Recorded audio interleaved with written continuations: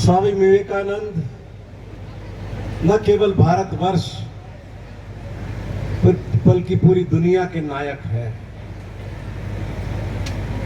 सनातन धर्म को समझने में हमारा ये जीवन कम पड़ जाता है। जितना हम पढ़ते रहते हैं, सुनते रहते हैं, उतने हम परिष्कृत होते जाते हैं। जब अमेरिका में स्वामी विवेकानंद ने ये कहा, sisters and brothers of America, तो हम सबको समझ जाना चाहिए कि सनातन धर्म क्या है। सनातन धर्म मानव धर्म है।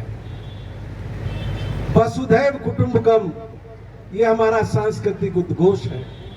सर्वे भवन्तु सुखिनः, सर्वे सन्तु निरामया, सर्वे भद्राणि पश्यन्तु मा कश्चित् दुःख भाग भवे, ये हमारा कल्याण मंत्र है। भारत सनातन संस्कृति से ओतप्रोत है।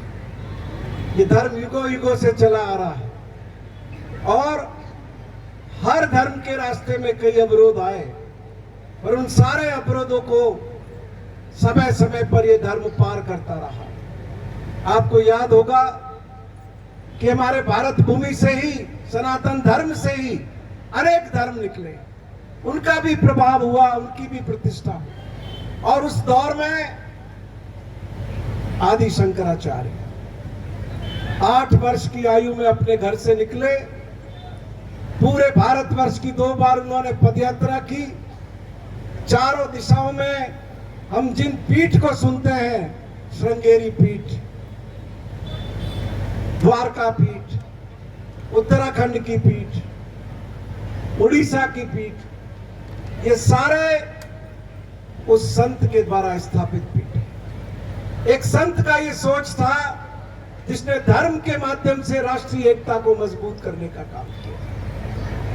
आप उत्तराखंड में जाते होंगे, वहां जो अपने ज्योतिर्लिंग है, वहां के पुजारी कौन है, कहां से आए हुए, और पीढ़ी दर पीढ़ी कहां से आते हैं?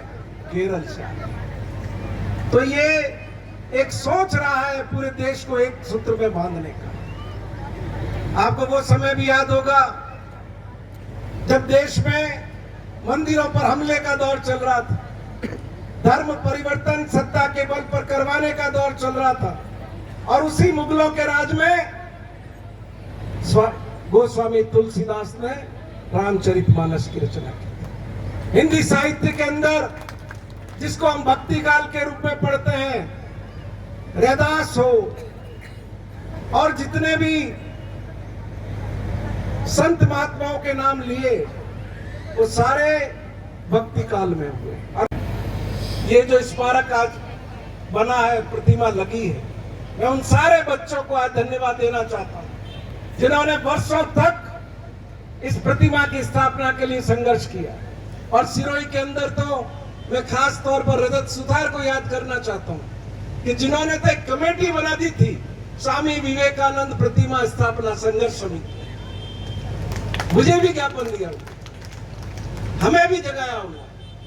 तो आज मुझे खुशी है कि हम ये आप सबके सानिध्य में स्थापना कर सके, बगल में हम शहीद स्मारक की स्थापना कर सके। हमारी नई पीढ़ी, हमारे बच्चे उन स्थानों पर जाकर के समय समय पर प्रेरणा लेंगे, समाज के लिए समर्पित होने के लिए, देश के लिए समर्पित होने की। ये जो प्रदर्शनी लगाई गई है आपने देखी होगी। ये कल्पेश देवड़ा शिवगंज कॉलेज छात्र संघ के अध्यक्ष होते थे, उन्होंने इसका संयोजन किया है। लेकिन जितने भी लोग आज आए हैं तो वो आज देखेंगे यदि, तो उन्हें समझ में आएगा कि स्वामी विवेकानंद का सोच क्या था, वो किस ऊंचाइयों का प्रतिनिधित्व करते थे। उन्होंने खाली सनातन धर्म की पुस्तकें नहीं पढ़ी, उन्होंने धर्मों की पुस्तकें पढ़ी। और उनकी प्रिय पुस्तकों में गीता तो थी, लेकिन दूसरी पुस्तक जो उनकी सबसे प्रिय थी वो ईसाई धर्म की लिखी हुई पुस्तक थी। तो उनका सोच देखिए आप, वो सारे धर्मों को मानव हित से प्रेरित मानते थे और ये सोचते थे कि हर धर्म में वो तत्व मौजूद है जिसने दुनिया के कल्याण के लिए काम किया, लोक कल्याण के लिए काम किया। बाकी तो लिखने को तो बहुत लिखा गया है, हम कितना ग्रहण करते हैं उस पर निर्भर करता है। कबीरदास जी जिनको आए दिन हम हर जगह सुनते हैं, भजन संध्या में जाओ, कहीं भी जाओ, वो तो कहते कहते थक गए, लेकिन हम कितने बदलते हैं।